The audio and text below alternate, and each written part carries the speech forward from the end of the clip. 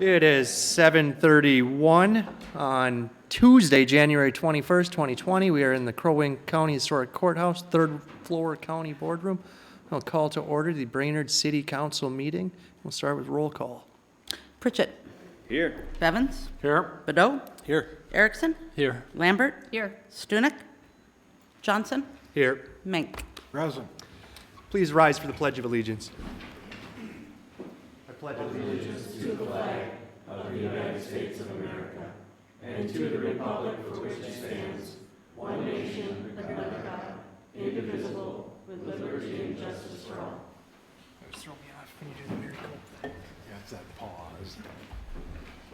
That brings us to the next item on the agenda, and that is the approval of the agenda. So move. Second. We have a motion by Lambert and a second by Bevins to approve the agenda. Is there any discussion? Seeing none, we'll vote. All in favor say aye. Aye. Aye. Opposed, same sign. That motion carries. Next up is consent calendar. Notice to public. All matters listed are considered routine by the council and will all be enacted by one motion. There will be no separate discussion of these items unless good cause is shown prior to the time the council votes on the motion to be adopted by roll call. Move to approve. Second. We have a motion by Pritchett, a second by Lambert. Any discussion? Hearing none, we'll vote by roll call. Pritchett. Yes. Bevins. Yes. Badeau. Yes. Erickson. Yes. Lambert. Yes. Stunek. Johnson. Yes. Mink. That motion carries. Next item is council committee reports. Am I seeing? Presentation. Where is presentation? Growing County Energized. Oh, I must be looking at the wrong agenda or something. We have the Crow Wing County Energized presentation. Come on up to the microphone. Introduce yourself with your name and address for the record, please. Hi, Karen Johnson, Program Director, Essentia Health, Community Health. Address, work or at home? Work? Work or home? 3568 River Ridge Drive in Brainerd. I'm Jennifer Mailing-Statham, family physician from Essentia Health. My address is 2024 South 6th Street, Brainerd. That's work address. Jessica Williams, community health educator with Crow Wing Energized. Address is 303 Kingwood Street, Brainerd. All right, thank you. All right, we did bring some, we brought a computer, but we brought some handouts too. Do you mind passing? If you'd like them, you can take Jennifer one. will take them from you. Oh, great. You can take one and pass them around. I'm looking at the January 6th. First of all, thank you for allowing us to be here tonight. We have an ask of you.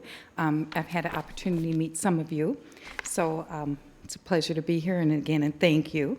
What we are here tonight is to simply ask you if you would consider updating the current city ordinance or the current city policy, tobacco policy, to update it.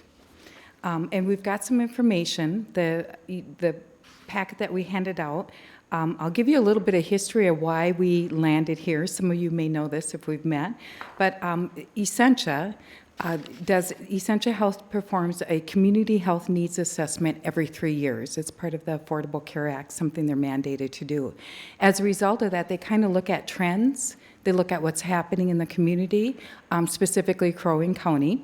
And one thing that we noticed when the survey came out is that we saw two different trends. There's a graph there. We saw increase of people smoking, and we saw a decrease of people trying to quit. So when you look at the data, 2014, there were 17.6 of the population that smoked. And keep in mind, these are adults, so this survey is for 18 and older. And then in 2017, that increased to 23.3%. The trend to where people were not seeking or were not trying to quit smoking went from 70.8 that were trying to quit or had tried to, down to 44.1%. So we knew that we had an issue. We knew that we had something that we really wanted, that we wanted to address. As a result of that, we came up with a work plan, and one of the initial items was to form a tobacco coalition. So that was simply formed back in January of this year. That is not that old, that we formed a coalition with the community members looking at how we can address this issue. The next slide references specifically for youth, and what we found in 2017 is that for the first time in 17 years, we saw an increase in youth using tobacco products. That was an alarming trend. And one thing that we knew that surveys showed that this did not reflect students were not necessarily using what we think of as conventional tobacco. It was more e-cigarettes. The next study that we did, or the next survey that we have, including the packet for discussion, is a survey that was released this year, and this is a student survey in the state of Minnesota. What this shows, there's two different graphs on here. The blue line is 2016. This survey, again, is done every 3 years in the high school. And then the green line is 2019. What we saw here, what was concerning for us, is the fact that just, again, the increase in the children utilizing tobacco, specifically looking at 8th graders, that increased by 95%. 9th grade increased by 75%, and 11th grade increased by 54%. But we really were somewhat alarmed by the younger kids, the 8th graders. Dr. Statham is going to share some information about e-cigarettes, vaping. Oh, Yes, Jan? I'm sorry, but this graph is just for the vaping, right? Right, is that what the Correct. heading is? So this, Okay. good question. This question asks % of students who have vaped in the past 30 days. Yep. So again, I'm Jennifer Mailing-Statham. I'm a family physician, and I'll keep it pretty simple for you. I understand that a federal law has been passed to increase the tobacco age to 21, but that is unenforceable because it is a federal law. So we can tell our local establishments that they can't sell tobacco to our 18-year-olds, but it's difficult to you can't enforce it, so what's to stop one or two of them from perhaps selling that, knowing that there won't be compliance checks, which then means it's in the hands of our children.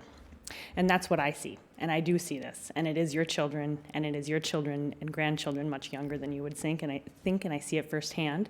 So the first thing is that until we can enforce it, we will continue to see, that first slide is the number of cases and deaths from vaping-associated illness, and this has happened in our community. We haven't had any deaths in our community, but I have personally seen it in my clinic with youth that have had vaping-related illnesses. So every day until we can enforce this, that's a child. That's somebody in our community. And that means something to me as a physician. And so I would love it if we could actually enforce our federal law, but since we can't, I feel like we need to do something locally to protect our children now, because I would prefer not to see any more of it. Probably more important is the next slide, and that's just a picture of all the vaping devices. But our kids are using these, and so when our kids use these with their underdeveloped brains, as most of you probably know, the human brain isn't developed until 25 or 26, depending who you ask. So they're not capable of making the decision about, this is something that might create an addiction for me. But they use it, and it creates addiction pathways in the brain. And once you've made addiction pathways in the brain, those are there and they're permanent. Our brain is plastic until the age of 25, 26, like I said. So you've created a child with an addiction. And so that child, if you are able to stop their addiction to nicotine for the rest of their life, will be more likely to become addicted to other substances. And that's a concern to me because we have a very addicted society right now to several things. And so each day that we can't enforce this is another day that another child is an addict in my classroom, and that concerns me, and that's why I think we need to take action now. I'm hopeful that, of course, the state will do what they need to do to make it easier for us to enforce that, but until then, it is our community, and it's people I see every day, and it's people you know in our schools, including in our middle school. So that's my ask as a physician in our communities. Let's protect our children soon. Jessica Williams, a community health educator. So just to reiterate a little bit of what Dr. Statham just mentioned, so there is a federal law that was passed in December of last year, raising the age to purchase tobacco products from 18 to 21.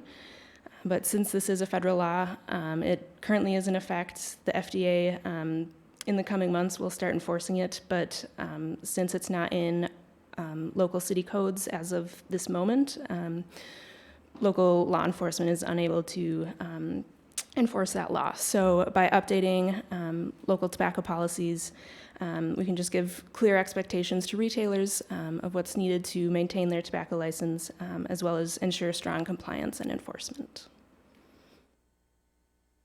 All right. Any questions? Any questions? Mr. Chair? Yep. I would like to, because I've had a little opportunity to speak with other people in the community about this, and the question that comes up time and time again, and I'm sure you've heard it, so I'd like to hear what your answer is. I'm old enough to die for my country. I should be able to smoke. Right? Any of us could take that. So, Yeah. well, first of all, it's a federal law, so, I mean, it's coming. things have But to changed answer in your the last- question, the Veterans Administration is totally in support of this because one of the things we spend the most money on is tobacco-related illness in our vets. So they're fully in support of this. So are all branches of the armed forces in support of stopping people from smoking, because we need healthy soldiers. We need soldiers who are not addicted and who are not using substances. I understand what you're saying, that you can make the decision to join the Army versus make a decision to use tobacco products, but there really are two separate things. I mean, the armed forces are completely in support of raising the tobacco age to 21. Thank you. Any other questions? No, okay, thank you. And Thank you. your basic action step is you want us to review our city ordinances, update it to be in line with the age 21 tobacco, so our police officers can enforce that law in this city. And I think that's, I'll take a motion to direct staff to go in that direction. So moved. Second. We have a motion and a second to direct staff to move in that direction. Is there any discussion? Hearing none, we'll vote. All in favor, say aye. Aye. Opposed, same sign. That motion carries. Thank you again. I have now closed the January 6th agenda and have the January 21st agenda in front of me.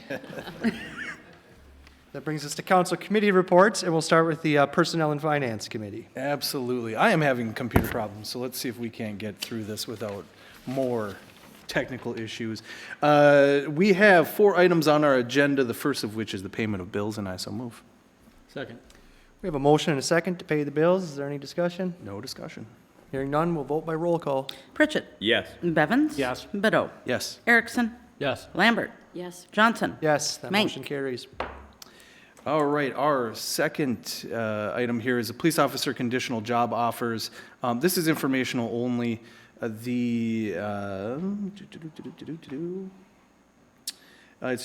is just to advise the council that conditional job offers have been extended and pre-employment screening process has begun. Consider That's it. me informed. We are informed. So item number 3 is the third-party credit card processing. The motion coming out of committee is to authorize staff to enter into agreement with Invoice Cloud for the city departments other than the parks to process credit cards beginning in March and direct staff to continue to pass the user fees on to the card holder. And I so move. We have a motion and a second. Any discussion? So a little discussion on this one.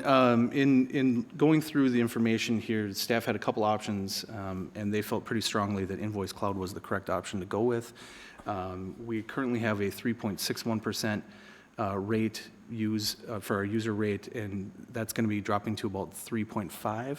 However, there is a minimum of $1.95 for purchases that will be instigated with this. The big difference is that there's $100 per month that will be charged to the city. So from our standpoint downstairs was, this has been budgeted for coming out of the IT budget, but we should probably look at our user fees or look at our fee schedule in general moving forward. But for this, we do have this within the budget, and this would probably be the best option to go with. Mr. Chair, or can we get Park and Rec on board with this eventually? Park and Rec uses a software called ActiveNet for the reservation system, and we have to use ActiveNet then to process credit cards. The Okay. new software, BSNA, does not have a parks module, so to speak, or a way that they can take reservations for the campground and pavilions and that kind of stuff. Okay.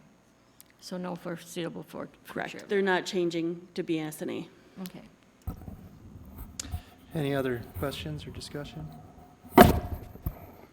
Seeing none, we'll vote. All in favor, say aye. Aye. Opposed, same sign. That motion carries. All right, and this is where my computer crashed, so let's hope that we get down to where we need to be. Workers' comp. Let's see if we can get there. Come on, baby, come on. There we go. All right, and the last item is the 2020 workers' compensation renewal, and this again is informational only. This is our experience modifier, and the goal is to be at or below 1, and we are at 0.78. 0.78? 0.78. We've been told that it's probably short-lived, but we'll enjoy it for 2020. We are informed. Yeah, my brain is not working tonight, I apologize. You mean end of report? End of report. I don't know where I am. Computer and Mr. Bedeau. It threw me off. I couldn't use my technology, and now I Rockstar. know nothing. All The right, jumper cables, though. thank you, There we Alderman go, thank Bedeau. you. That brings us to Safety and Public Works Committee. Alderman Bevins. Thank you, Mr. Chair. We have 2 agenda items to discuss this evening. Item number 1 is the County State Aid Highway 20 Riverside Drive turnback and other opportunities. We have no motion on this tonight, Mr. Chair, but there's basically 3 items associated with this agenda item, and I'd like to explain them with the hopes that we can make sure everybody understands what the issues are, and then come back for a vote as early as 2 weeks from now. Okay, so may I take a moment? Absolutely. All right, so the first one is the county has extended an offer to us to turn back similar to what we did on Oak Street, State Highway 18 with the state of Minnesota, where the roadway of Riverside Drive or Southwest 4th from Washington Street down to the Civic Center, which is now part of County 20, becomes ours. There's a financial portion to this where the city will, or the county will reimburse us not only their portions of that construction project, which they're going to pay for anyway, by the way, but also the $52,475 city construction portion of that project, as well as a $121,000 future resurfacing project. There's also roughly up to $400,000 that would come back from the state of Minnesota because that would become part of our state aid project, so we would be able to bank up monies to fix that in 20 years when it breaks down again. The issue is a little bit more complicated than that because you know, from my perspective, it's a matter of, does this benefit the city of Brainerd? There's monies involved, but also we're gonna have to take care of it. We're gonna have to maintain it. Now, the good news is it's all gonna be brand new at the end of this construction season. The bad news is it's forever. So you'll be redoing this for the next 100 years or however long. Paul's trying to interrupt you. I just want to make Yep. one clarification, Yep. that the turn back would be from Washington up to Beaver Dam Road, not Oh, just all the the way up to section. Beaver Dam Yep. Road. My apologies. Yep. Thank you very much, Paul. And Paul's available. You might not want to just bring in any questions. The other 2 issues with this would be the timeliness of that. The county would like to have some sort of request going into the construction season, so there is some timeliness in that. The other 2 portions or issues involved with this would be, or questions to answer would be, the second part of it is the state aid maintenance allocation. We currently get allocated $1,500 for an improved mile, and we have an opportunity to increase that up to 25% of our total allocation. I believe that would be another, how much per year, Paul? So if we were to increase our state aid maintenance allocation, that would, up to the maximum of 25%. There is a caveat, you can go up to 35, but you need to supply the state of Minnesota a lot of documentation to show that the maintenance expenses that you have related to that 35%. The 25%, you don't need to submit any of that. That would be about $204,000. So right now, we get about $28,000 into our construction fund from state aid, and that's $1,500 per per mile. We can go up to a maximum of 25% without providing additional documentation to the state. Can I ask a quick question? Yeah, absolutely. So is this 25% of our state aid allocation, so that's less money going to capital projects and more money going to our maintenance? Yeah, correct. So, thank you, Mr. President, for bringing that up. So, our capital improvement program right now, we've been really aggressive in our state aid, redoing our state aid streets. So, on the next 4 to 5 years, we only have 4 projects that require state aid, or about $1.4 million. Obviously, we've advanced funds quite a few years in a row to pay for a lot of the projects that we've done. But there is an opportunity to increase and get more into our maintenance budget for seal coating, crack sealing, the things that need to be done after we redo a street. And I think it's a good time to do that coming into 2021 so that our construction fund can get a little more balance in it to cover our staff wages and our maintenance projects. So right now, Connie, we're probably going to be working together to figure this out, but I think we're probably not covering wages and our maintenance projects through the construction fund on a yearly basis, so. Thank you. Don't run away yet. So, well, the purpose of this is so you can understand the 3 issues and think about them. And some of this is going to require staff time to come back with some issues, and you'll find that out when I get to item number 3. And 2 and 3 are related is because if we do change the way we ask for maintenance allocation from state aid, do we want to potentially take some of that money and put it towards a street department rehire of the full-time mechanic position? We're getting to the point where we're spending enough time paying the guys who are supposed to be operating the equipment to work on it, that we're spending X amount of hours, particularly during snow events, particularly during the time that everybody needs to be working on fixing and maintaining equipment, and thereby spending roughly 10 hours a week in overtime. Is that what we figured? And what we've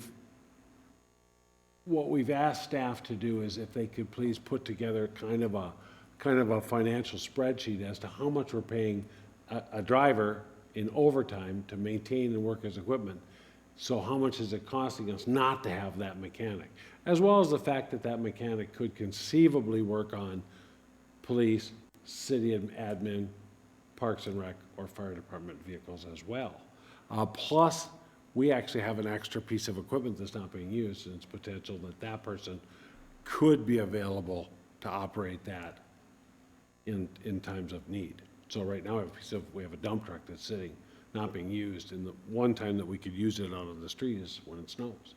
So, and of course, it's always snowed on the weekend so far this year. We blame PNF for that. And we accept the blame. So these items are somewhat related in that we've got the issue of the turnback on Riverside Drive, with including the financial offer from the county. The issues there are, is it something that benefits the city of Brainerd? And do we want to accept or counteroffer what the county's proposed? We've got the possibility to change our allocation on state aid maintenance. We have no recommendation from staff on any of these issues, so we've asked for, the committee has been supportive of learning more and trying to get some more information from staff as to how much we're paying, how much it's costing us not to have a maintenance staff person at the street department, what the best fit would be on changing our state aid maintenance allocation if we choose to. We can go up to 25% or even up to 35%, as Engineer Sandy said. But is that the best fit for us to go all the way to 25? Or is there another number in between what we're doing now that would benefit us optimally? And then should we accept the turnback offer? And I want to make sure all of us understood the issues, because we particularly have some time on this to come back to the county and respond to their offer, as well as try and budget or change how we do the other 2 items if we desire. So Engineer Sandy's here if you have any questions.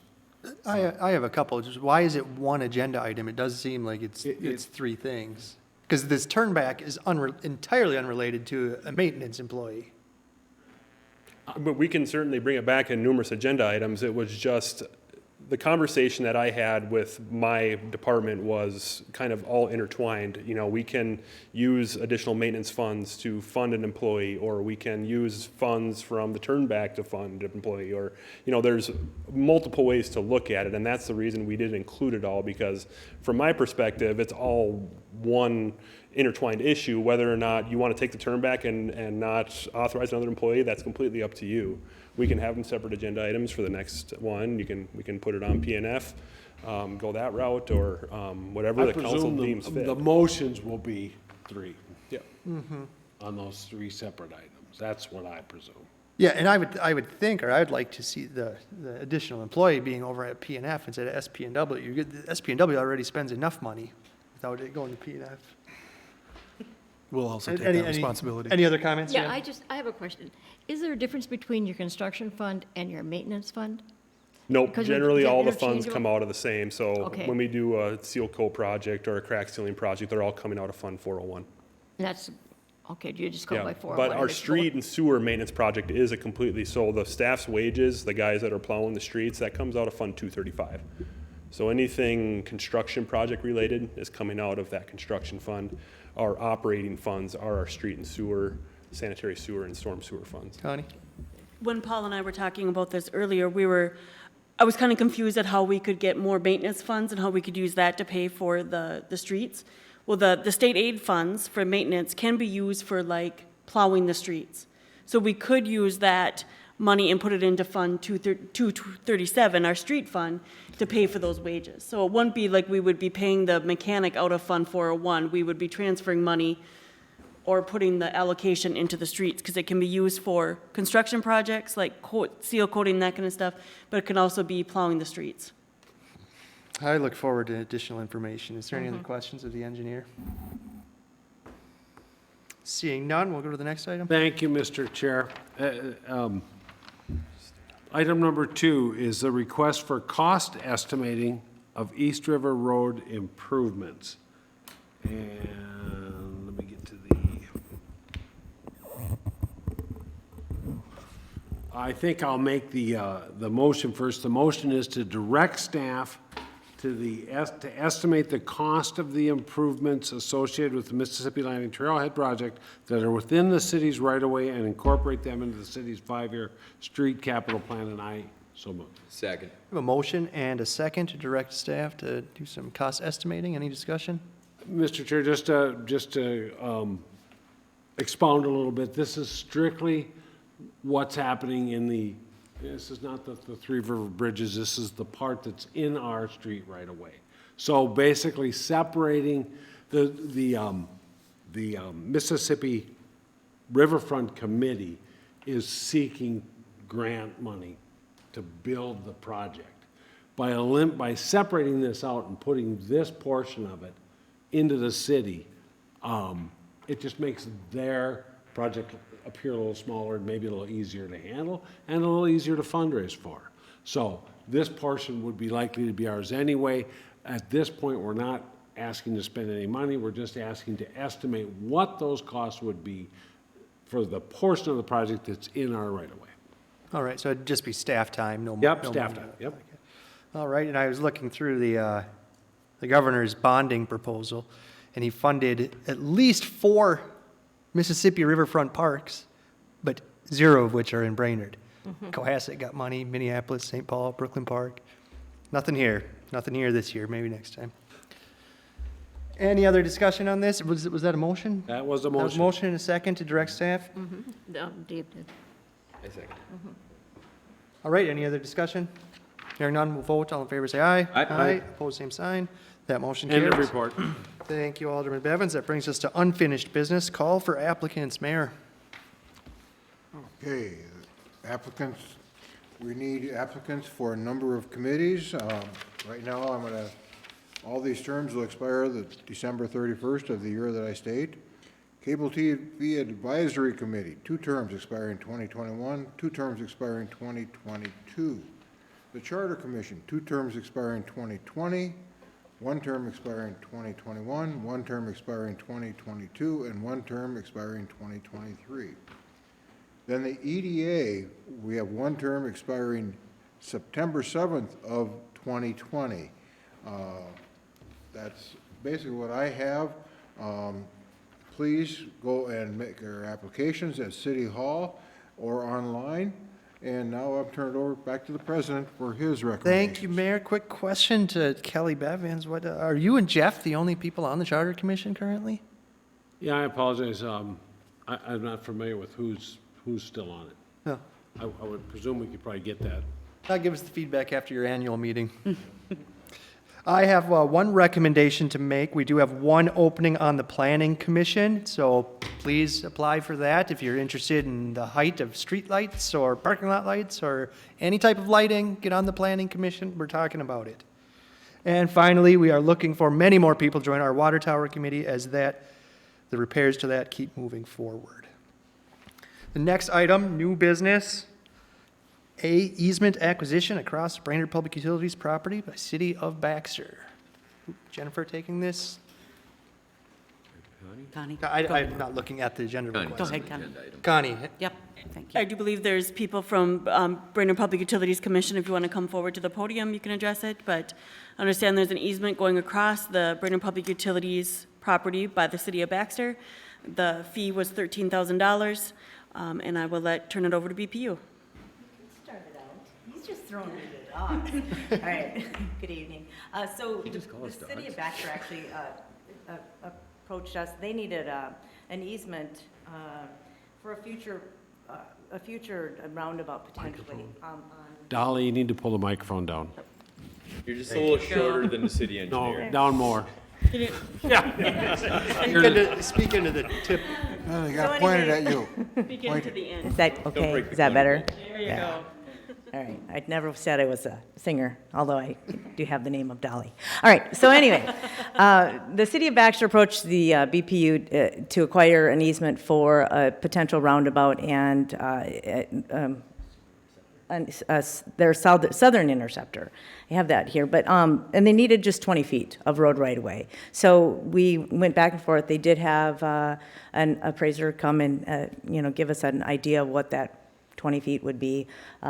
Anyway, we negotiated, and we negotiated a little bit more of what that buffer zone would be like, and they've agreed to include additional tree coverage for where they felt it was getting a little sparse if they do have to clear out some trees. So we've got a landscaping agreement that we'll be working on, but at this point, I believe the easement, the language has been sent to Joe already and has been approved. I think that was really only my big concern, and I think the commission has agreed to the purchase price of the $13,000.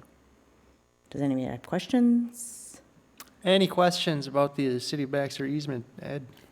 One question, and it extends back to my time with planning and zoning, size of trees. It says that Baxter will plant trees.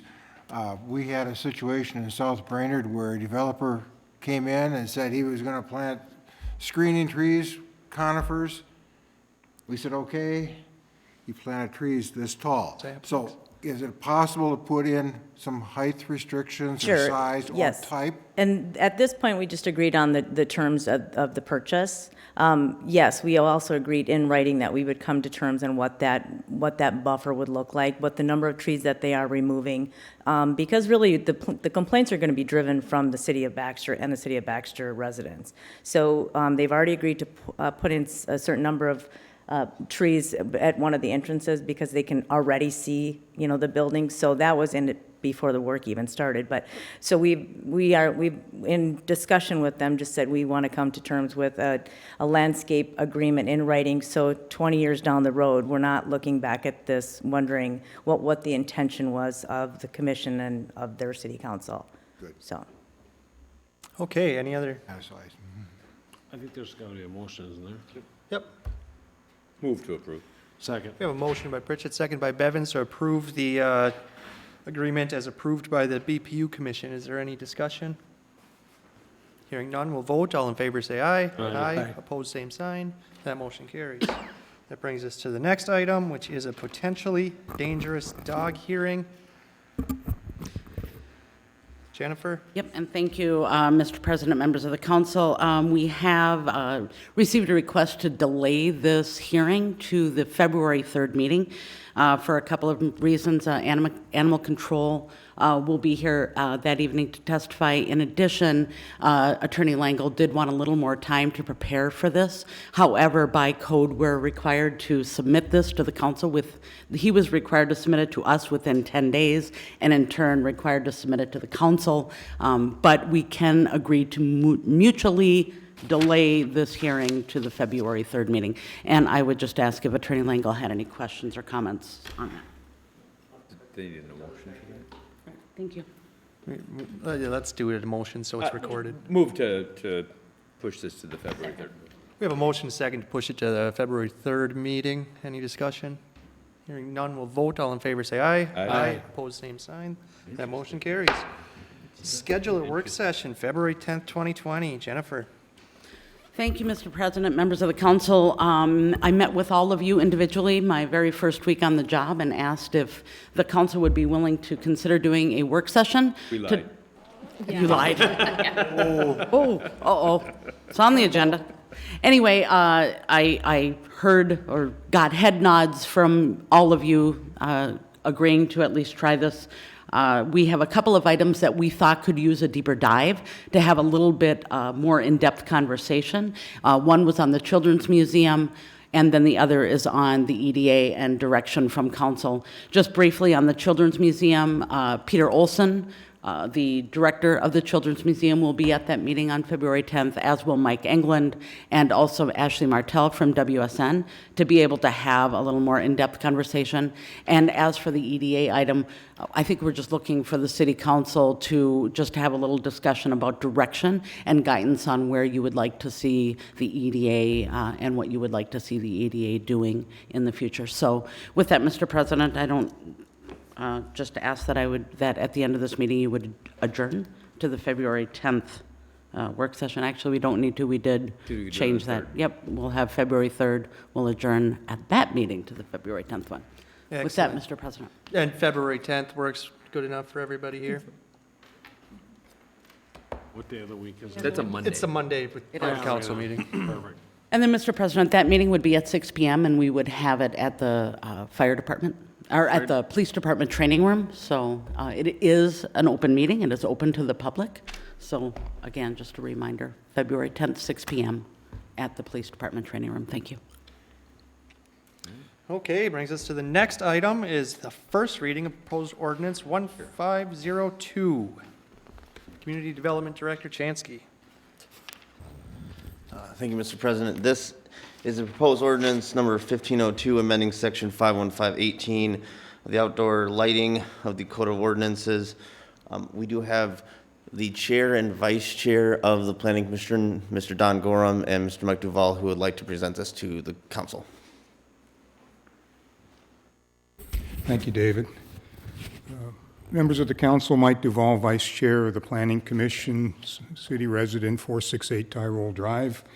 I'd like to just give you a sense about the process that we used to develop the draft ordinance that's proposed in front of you right now. I'll give you a little bit of the feedback that we heard through that public process, how we incorporated that information into the revised ordinance, and then present to you a couple of examples of what this ordinance will look like in action. So, the goal of the ordinance really is we're not changing the purpose of this section of ordinance on outdoor lighting, but really it's trying to get at strategic lighting, outdoor lighting that meets the needs of businesses and residents, and also being able to be respectful of neighbors.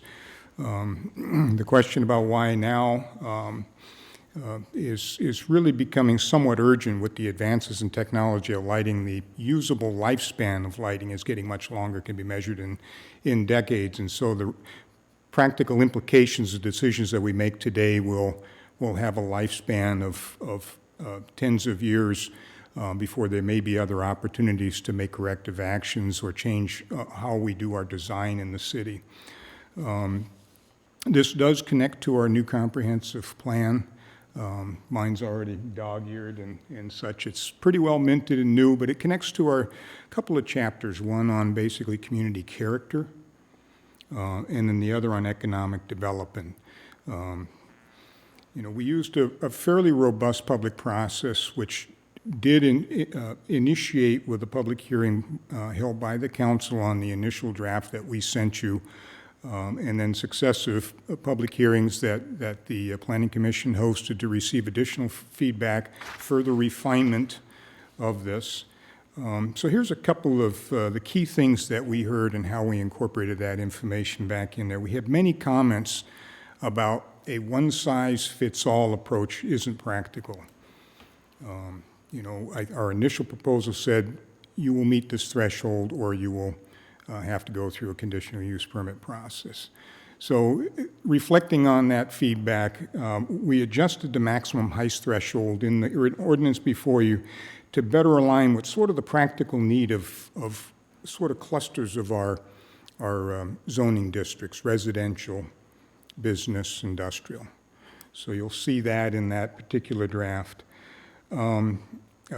Mike Higgins testified at one of our public hearings, managing, developing the old Potlatch site, Northern Pacific Center.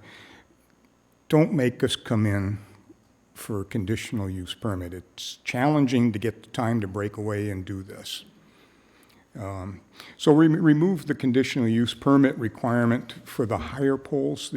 So we now have these two different pole settings. One was conditional use. We said, all right, you meet the standard. It can be done administratively at the office with David and staff there.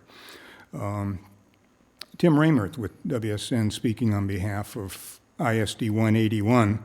We want the CUP process to be fair, consistent. We don't want battles every time we come in for applications, right? And of course, we don't either as Planning Commission members.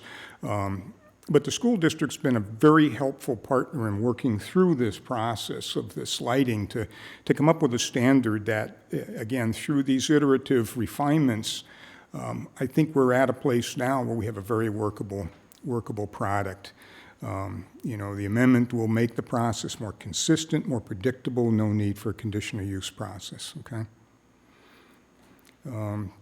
We heard comments from multiple, from testimony, from emails about the standard, it just isn't high enough to clear trucks. Trucks are going to be crashing into these things, going to tear everything up.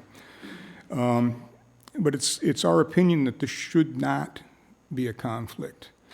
The new gas station on the Senex station on Washington, the gas canopy there is regulated under a different part of our ordinance, which will remain currently as it is, which is these gas awnings or these canopies cannot be higher than 18 feet, and the clearance cannot be less than 14 feet.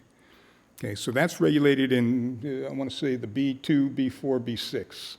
So 3 of our business districts. So it's a different part of our ordinance, and those collisions, are not a result of a lighting ordinance. It's just vehicles are too high for the structures that are there, and that's not something that this is going to exacerbate. We also heard about delivery trucks trying to back up to a building and such. They're going to be crashing into the lights. Well, the current ordinance, parts that we're not changing, allows lighting to be placed on buildings. And we heard from Keith Bartlett over at the Ziegler Cat on the east side of town. They have lighting over their loading docks, and that lighting can be attached to the building and as high as the building itself. So up and away, and lighting, again, this is that strategic lighting. You're putting the light where you need it. And so this ordinance doesn't affect that particular standard, being able to put lighting on buildings up to the height of the building to be able to address these loading docks. So there's not going to be poles in the way of trucks trying to back up to your loading dock as well. And then public right-of-way lighting is regulated elsewhere, David. And so street lighting on the streets and such is not affected by this part of the ordinance. Matt Killian with the Brainerd Lakes Area Chamber of Commerce. Don't make Brainerd an outlier that's going to make us less competitive And that's a seriously important point. So the council directed staff, or the commission directed staff to compare our proposed standards to other cities and give us a sense of where we are in the realm of other ordinances around the state. And that review came back that we are within the range of other ordinances of other thriving cities within Minnesota. We are not in the extremes by any means on what we're proposing to do here. David, you might help me. I think we're looking at the city of Duluth. We looked at the city of Northfield. We looked at our neighbors, and so we're within the range of what other communities are doing in their lighting ordinances around the state. Read TC with the ISD 181. It's hard to comply with the proposed parking lot shut-off time, especially because they have variable and multiple activities going on at the school campuses, and trying to design some sort of a technology solution that turns things on and off at the right time. You know what? We agree with you. We need to think a little bit more about that. So that lighting cutoff time in the ordinance has been removed from the proposal that you have before you. There's an addition of athletic fields, which addresses a gap from the current ordinance that they were not described at all, the lighting in there. So that's more a catch-up provision, David, and not, it really doesn't do more than try and be able to pick up a gap in our current ordinance. So let me give you a couple of 3 examples of what this lighting ordinance would look like if we put this into practice. Okay? The first is the Essentia Health St. Joseph's Hospital parking lot. If you drive by there and look at that, you have a complement of low perimeter lighting that lights the sidewalks, right? And then as you go into the parking lot itself, higher lights on higher poles to be able to illuminate the parking areas. And while not perfectly adhering to what this ordinance would say is that, those high poles, that light fixture should not, or that the light source should not be visible to a person at the property line at 5 feet above ground. So somebody my height minus 9 inches. And should not be able to see that fixture. That's not exactly the case, but it gives you a sense of how you can use creative design with this standard to meet your lighting needs, and that really does not wash out the neighboring residential property. So it's a good example for you to be able to see, here's what it looks like in practice. Another example is the Thrifty White Drug parking lot, where you have 13-foot high lighting in the parking lot, pretty much on the perimeter of the lot.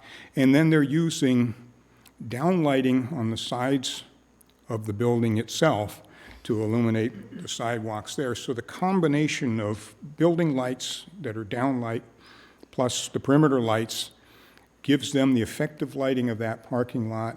And again, it's a very respectful, when you look to the neighboring properties behind on Kingwood Street, very respectful lighting as it approaches and enters or does not enter the residential neighborhood adjoining it.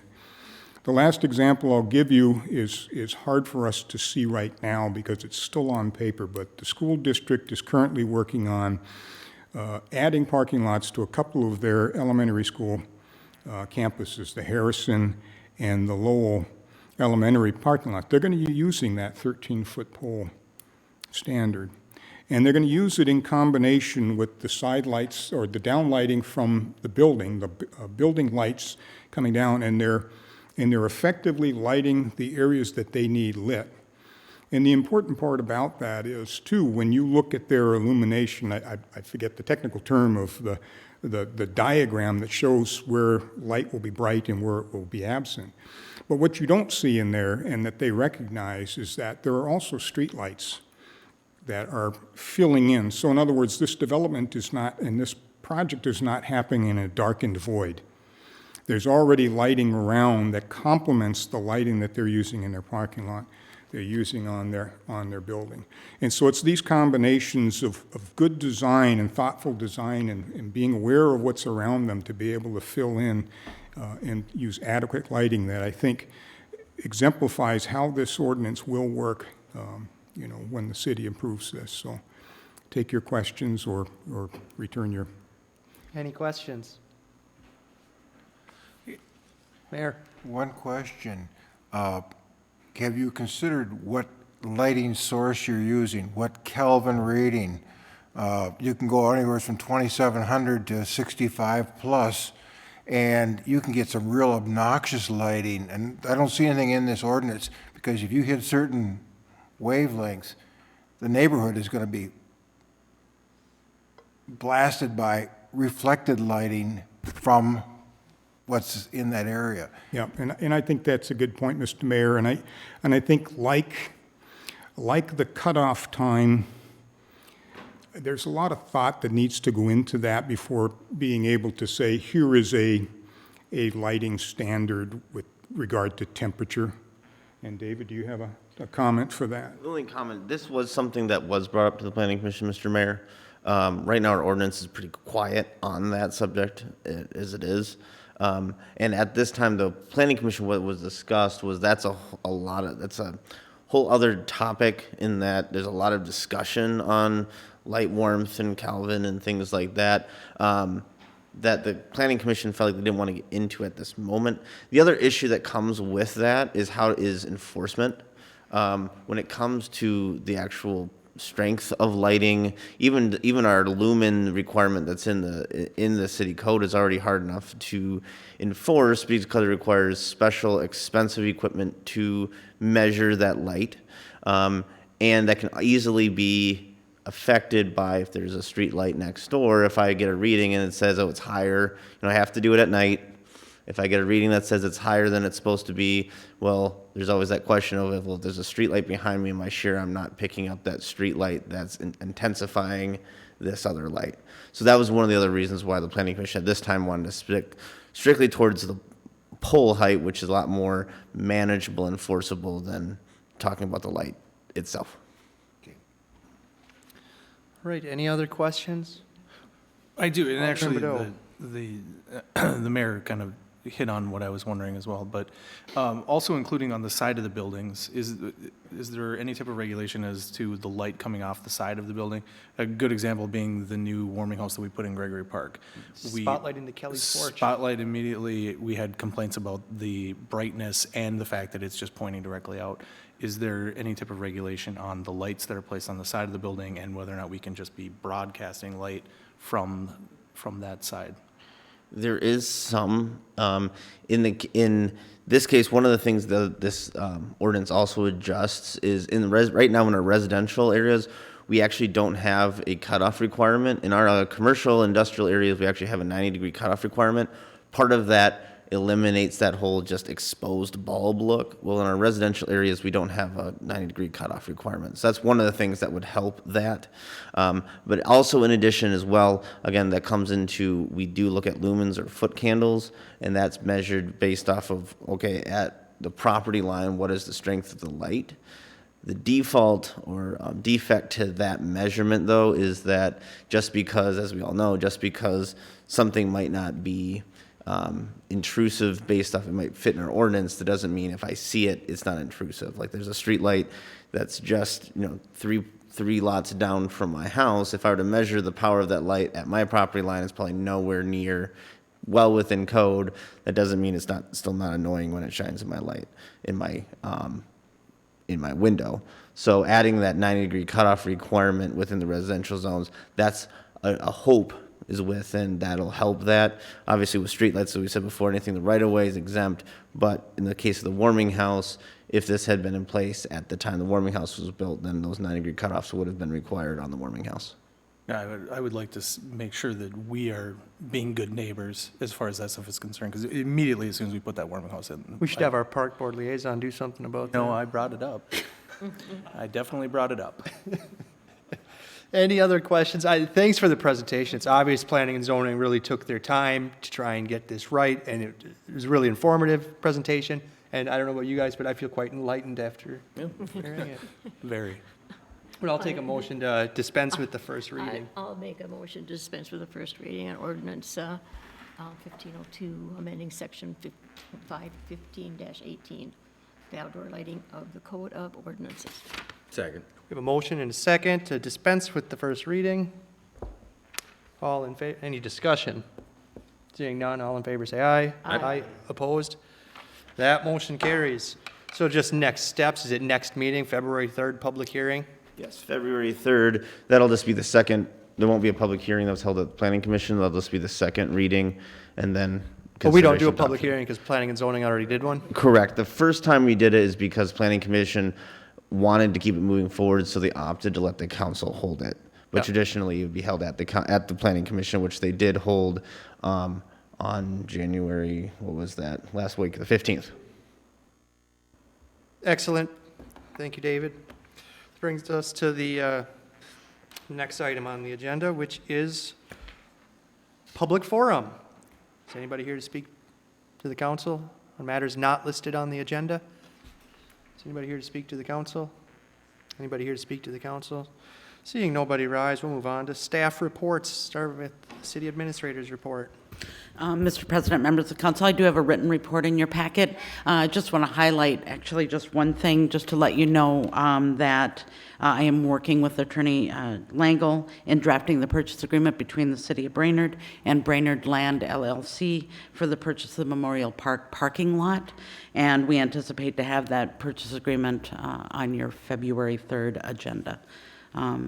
Otherwise, my report is included. I'd be happy to answer any questions if you have any. Any questions of the administrator? Thank you. Thank you, Administrator. Any updates from staff that wasn't in the packet? City Engineer Sandy. Thank you, Mr. President, members of the council. We did have our first PMT meeting for our Trunk Highway 210 corridor project, and Alderman Johnson and Alderwoman Lambert were involved in that discussion, and we had a very good discussion, I think, and a lot of good information that was presented to you guys. And did I send the minutes out to everyone in the council, or would you guys like? Possibly no one. Huh? Did you receive minutes? I didn't get any minutes. I got it. Yeah, I think I sent it out to all the council members, but if you didn't get it, I'll resend it again tomorrow. I have a meeting minute. I got it. I read it. They were good. Okay. Okay. Yeah. So, if you guys have any questions, obviously, just let me know. This committee will kind of be all-encompassing, but obviously, your representatives are Mr. Badeau, Mr. Johnson, and Mrs. Lambert. So, thanks. Thank you, Paul. Community Development Director. The Planning Commission will be holding a special meeting next Wednesday, January 29th at 7 p.m. here in the county boardroom. The purpose of this meeting is to consider rezoning as well as a preliminary plat application for the property owned by CM Brainerd LLC, which again, that property is off of Beaver Dam just north of Northtown. All right, thank you. Any other staff updates? No, we'll move on to council member reports. And we'll start down here with Mayor Mank. Just a couple items. One, I wish to say thank you to probably the most visible employees of the city of Brainerd this last 2 weeks. Our street department has done a great job of snow removal. They got out prime early during the last couple of events and took care of a lot of roadways. They still got a lot of stuff. I don't know where they're putting this snow. Kelly's deck. You know, I think maybe I would move it to Baxter It'll block or the light wherever. coming in. Oak Lawn.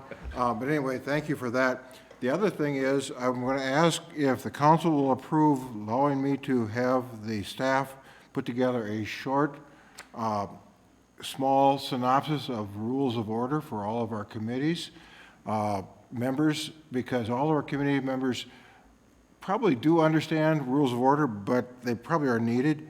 Also, I would like to include the pertinent pages from our city's employee manual to cover peer-to-peer interactions so that we have a good understanding how to deal with each other and create a positive outcome of all of our committee meetings. Is that okay with the council? That sounds good to me. So moved. Second. Motion and a second to allow Ed to have staff put together rules of decorum presentations for our committees and council members. All in favor, say aye. Aye. Opposed, same sign. Aye. That motion carries. Kelly? Nothing to add. Nothing to report. HRA update, the executive director position is still open. My last update came in last week, I think. We do have 5 applicants currently. So if you know anybody who's highly proficient in HUD regulations and public housing, have them put in an application. I cannot think of anything right now. Nothing to report at the moment. Oh. Nothing to report. Adjourn to. So moved. Move to adjourn. Or no, we can't adjourn. We got to go to To the the closed closed- session. Closed session. Yeah. Yep. Is that the To motion? the closed session. Adjournment to the closed session. That was my motion. Okay, we have a motion and a second to adjourn to the closed session. All in favor, say aye. Aye. Motion carries. Bathroom break. We'll take a short bathroom break, and then we'll be in closed session.